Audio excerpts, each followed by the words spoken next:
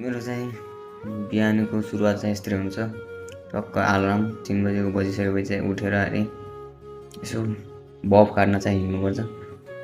बफ काट्न चाहिँ हल्का पढाइन्छ अनि बफ काट्न हिँडिसकेपछि चाहिँ अब त्यहाँ काट्नै पऱ्यो। काट्ने भनेर अनि मार्ने भनेर गएपछि त अनि त्यहाँ लगाएर बफले ढालिसकेपछि बफका पार्ट पुर्जाहरू चाहिँ अलग अलग गराउनुपर्छ। अनि बफका पार्ट पुर्जा अलग अलग भइसकेपछि चाहिँ अनि यसो लगाएर चाहिँ अनि हल्का च्याट पनि तातिन्छ काम गर्दै गर्दा फास्ट तरिकाले।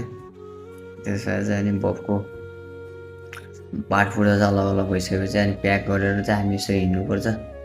हिँडिसकेपछि अनि पसलमा आउनु पऱ्यो। अनि पसलमा आएपछि किमा चाहिँ काट्छु। किमा काटिसकेपछि अनि पेल्छु।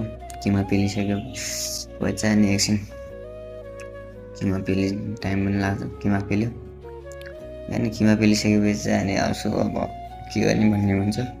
त्यतिखेर चाहिँ अब शरीर चिसो भएर आउँछ जाडोमा फेरि।